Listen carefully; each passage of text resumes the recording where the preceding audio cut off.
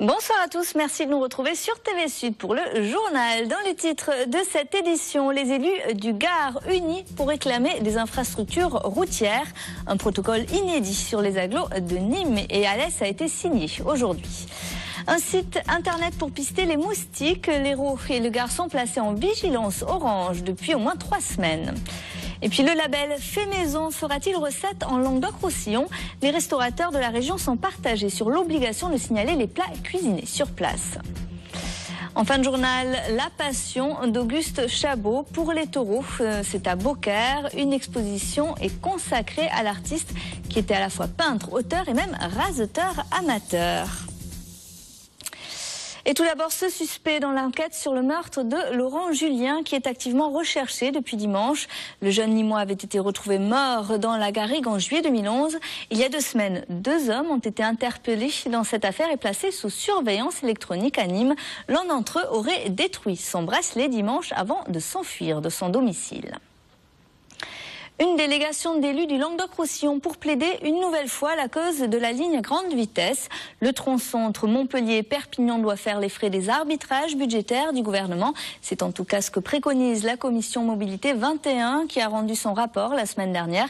Et cet après-midi, le président de région et le président de l'agglo de Montpellier notamment ont été reçus par le ministre des Transports pour défendre la poursuite de la LGV vers l'Espagne. Et dans le Gard, c'est aujourd'hui que les collectivités territoriales ont signé leur protocole d'accord sur le financement de la 2x2 voies Nîmes-Alès et les contournements ouest et nord de la capitale départementale. Objectif, afficher entente et cohésion en vue d'obtenir un financement de l'État qui pourrait atteindre les 42 millions d'euros. Les explications, Olivier Michel. À l'heure d'entrer dans les batailles municipales, certains ont eux choisi de signer en bas du parchemin. C'est dans la mairie de la Calmette que les présidents des agglos d'Alès, de Nîmes et du département se sont précipitamment dit oui pour financer les travaux des grands axes routiers gardois reliant notamment Nîmes et Alès. On ne peut plus attendre, c'est très pressé de finir cette 2x2 voies d'une part et puis la rocade ouest et la rocade nord. Il faut dire que cette union se devait d'être célébrée avant le 14 juillet afin d'obtenir la dot de l'État pouvant avoisiner les 42 millions d'euros. Il y a quand même 220 millions à financer et on demande, comme ça en étant d'accord, on sollicite l'État, on va solliciter la région et la région viendra aussi cet accord pour pouvoir les terminer. C'est en réalité l'inscription au plan de financement de modernisation et des itinéraires 2014-2020 qui est ainsi escompté, de quoi peut-être finaliser les travaux à l'horizon 2020 et ainsi désengorger Nîmes et désenclaver Alès. Je crois que c'est une nécessité absolue aujourd'hui si on veut que l'économie vive. Nous avons fait ce que nous pouvons faire, nous, les collectivités de métropole. Nous avons installé le très haut débit, donc il faut que maintenant les choses se dénouent. Je crois que 40-45 ans que c'est commencé, il faut penser à sa fin. Une fin qui nécessite de dépasser tout clivage politique et toute notion de compétence obligatoire. Clin d'œil non voilé à la région qui n'a pas participé aux noces, mais qui peut encore se rattraper sur la liste de mariage. Et toujours dans le Gard, Sanofi France et la préfecture du département ont signé hier une convention de revitalisation dans le cadre du projet de restructuration du groupe pharmaceutique. Sanofi va donc investir 2 300 000 € sur 5 sites français, parmi lesquels celui d'Aramon, dans le Gard, où la création de 89 emplois est prévue. Écoutez.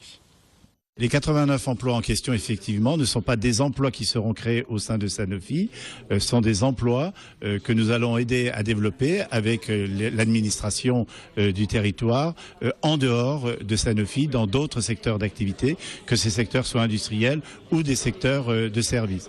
Nous souhaitons effectivement créer 89 emplois et nous apportons pour cela 500 000 € de subventions à la région d'Aramon. Et nous avons effectivement pensé que donner un coup de pouce supplémentaire à l'emploi dans le Gard autour du bourg de la région d'Aramon était une démarche qui confortait la volonté de Sanofi de se poser comme un acteur industriel fortement ancré sur le territoire français. Et je vous rappelle que c'est aujourd'hui que la direction du groupe pharmaceutique présente son nouveau projet de restructuration pour la branche recherche et développement, le site de Montpellier notamment concerné. Le médiateur des relations interentreprises était à Montpellier ce matin à l'occasion de la première signature régionale de la charte interentreprises.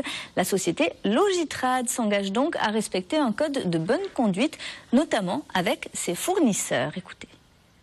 Nous sommes très confiants en l'avenir de la médiation. La médiation aujourd'hui, c'est 40 médiateurs un peu partout en France. C'est donc une charte des relations interentreprises signée par près de 400 entreprises. C'est aussi un label qui vient labelliser les meilleures de ces entreprises, celles qui ont accepté d'être auditées. Donc vous voyez, je pense que l'état d'esprit médiation est en train de changer et j'espère de faire bouger les choses positivement. Mais malheureusement, il y a encore beaucoup de choses à faire parce qu'on voit aussi beaucoup de choses qui ne vont pas comme elles le devraient. On est là aussi pour les dénoncer. 400 entreprises ont déjà signé cette charte de bonne conduite sur le territoire français. Vous l'aurez remarqué, depuis quelque temps, l'été pointe le bout de son nez et les moustiques avec le site internet Vigilance Moustique informe et alerte sur la présence de ces insectes par département. Une initiative originale rendue possible notamment par la vigilance de pharmaciens sentinelles. Les explications, Florence Ouédreau et Quentin Lepetit. Alerte orange sur l'Hérault et le Gard. Dans ces départements, une hausse des piqûres de moustiques a été signalée ces dernières semaines.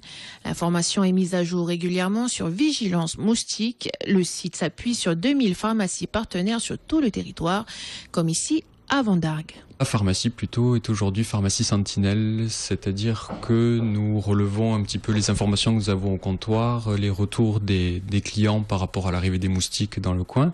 Et puis surtout, nous pouvons contrôler les sorties de produits anti-moustiques qui nous permettent un petit peu de contrôler cette recrudescence de moustiques. Pour éviter de se faire piquer, les gestes préventifs les plus simples restent les plus efficaces. Et les petites bombes qu'on se passe sur la peau pour pas qu'on se fasse piquer par les moustiques. Et après, au sol, je passe du barrage aux insectes, ça doit les dissuader peut-être. Mais régulièrement, c'est tous les ans, il y a des moustiques. Mais ils ont démoustiqué avec les avions, mais ça revient. Malheureusement, ça revient. Et là, on est là depuis 3 jours. Effectivement, j'ai déjà eu quelques piqûres de moustiques à ce jour. Quelques piqûres de moustiques signalées par le site d'alerte Vigilance Moustique, un site né il y a 2 mois suite à l'intérêt porté par le grand public sur le sujet et notamment sur le moustique d'Asie, le moustique tigre. Il y avait une demande d'information sur les moustiques en général, sur les moustiques dangereux évidemment en particulier avec les espèces qui apparaissent de plus en plus comme le moustique tigre.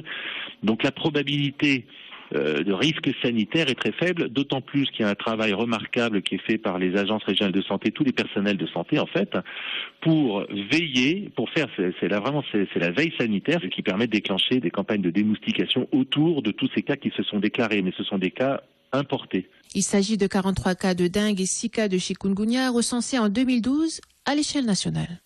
Et pour suivre l'évolution des foyers de piqûres près de chez vous, voici le site internet www.vigilance-moustique.com. Le label Fait Maison fera bientôt son apparition sur les cartes des restaurateurs. Voté par les députés UMP et PS la semaine dernière, cet amendement obligera les professionnels de préciser ce qu'il y a exactement dans vos assiettes. Un enjeu de taille en Languedoc-Roussillon où la qualité des plats servis dans certains lieux touristiques est parfois pointée du doigt. Adrien Linière et Coralie Pierre. Plat mijoté ou simple produit surgelé, c'est ce que le label Fait Maison indiquera prochainement aux consommateurs. Dans une région aussi touristique que le Languedoc-Roussillon, la valorisation des produits frais et de terroir est saluée par les grands chefs montpelliérains. Ça peut amener que de la qualité supplémentaire dans les restaurants. Ça permettra aussi de guider le client, de savoir dans quel établissement il va et qu'est-ce qu'il va manger. Voilà, des établissements qui font tout dans le restaurant, qui transforment tous les produits de A jusqu'à Z avec beaucoup de personnel. Je pense que ce sera aussi une reconnaissance pour eux parce que il y a beaucoup de chefs qui font des efforts dans ce sens-là et c'est pas tous les jours facile. Nous aujourd'hui, 90% des produits sont faits maison. Hein. À l'heure actuelle, nous, le label va pas changer énormément de choses puisque notre politique interne, c'est de faire travailler les produits frais. Je pense que ça va ouvrir peut-être les yeux aux gens sur certains établissements qui ne pensaient peut-être pas et les rassurer sur d'autres où vous avez des doutes. Je pense que c'est une bonne chose.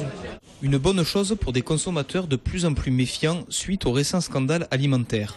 Un label destiné à apporter plus de transparence. Oui, ça va changer mes choix, oui. Parce que je trouve qu'au niveau qualité de service, je recherche la qualité de service et quitte à aller au restaurant, je préfère savoir que je vais avoir des bons produits, des produits frais. Déjà un restaurant qui fait pas du fait maison, ça sert à rien, autant rester chez soi, c'est pour manger du surgelé, donc oui, bien sûr que ça changera mon point de vue. Mais qu'en sera-t-il des critères d'attribution ? Certains restaurants plus accessibles aux consommateurs émettent des doutes sur l'obtention de ce label et leur capacité à garantir des produits 100% faits maison.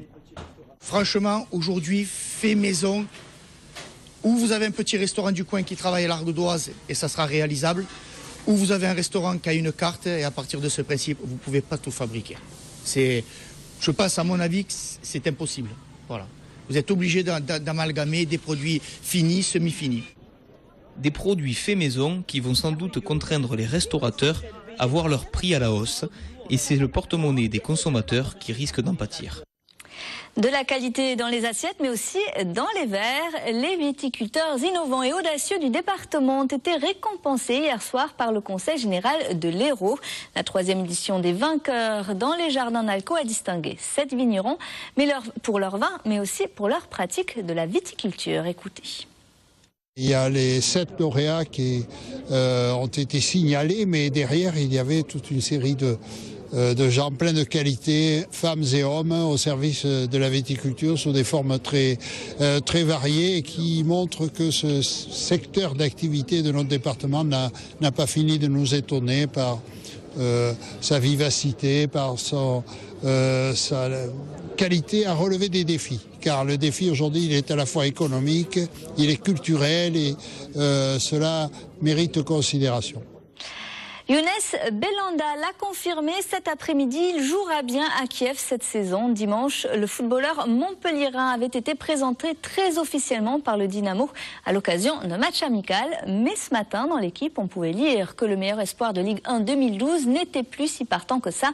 En Ukraine, Younes Belhanda est pourtant attendu de pied ferme. Selon le club, il a signé un contrat de 5 ans avec le Dynamo de Kiev, une information qu'il a donc confirmée aujourd'hui.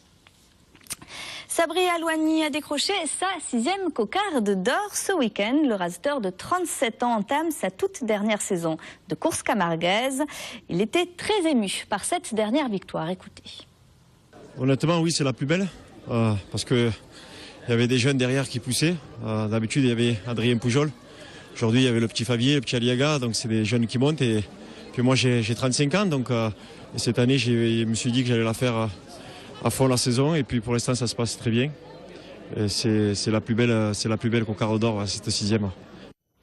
L'amour des taureaux du peintre Auguste Chabot, c'est le sujet de l'exposition qui lui est consacrée au musée Auguste Jacquet de Beaucaire. Actuellement, l'aficionado graveçonnais, né en 1882, a fait de la tauromachie un de ses sujets de prédilection. Et jusqu'au 16 septembre, le public pourra donc découvrir son travail autour de cet animal. Visite guidée avec Stéphanie Humann.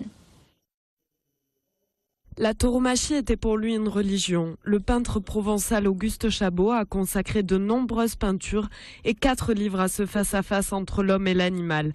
À Beaucaire, il a pu vivre sa passion pour les 2 formes de tauromachie. On peut parler d'amour, l'amour que Chabot portait pour cette ville, qu'il a peinte du reste. Il a également peint par 2 fois un de ses grands raseteurs qui était Julien Rey, qu'on appelait l'As des As. Donc on voit bien finalement l'attachement que le peintre avait pour cette ville. Et naturellement, Beaucaire s'est imposé comme une évidence pour accueillir cette exposition. La diversité des œuvres présentées permet de mieux appréhender l'univers d'Auguste Chabot, un temps artiste fauché qui griffonnait au dos de papier de boucherie. Son intérêt pour la tauromachie était tel qu'il y a même consacré des livres. Finalement, ça nous amène à réfléchir sur le sens à donner à ce rapport entre l'homme et la bête, et même sur la continuité, on va dire, de cette tradition, qui est quelque chose en fait qui est identitaire, éminemment culturel, et qui finalement est plus quelque chose qui doit nous amener à réfléchir même sur le sens de la vie. Moi, je trouve qu'il y a vraiment une réelle réflexion sur le sens de la vie dans les écrits de Chabot. Sens de la vie et sens de la mort, bien évidemment. La richesse picturale du peintre ravira autant les amateurs d'art que les aficionados. C'est la fin de ce journal. Merci de l'avoir suivi. Passez une excellente soirée sur TV Sud. À demain.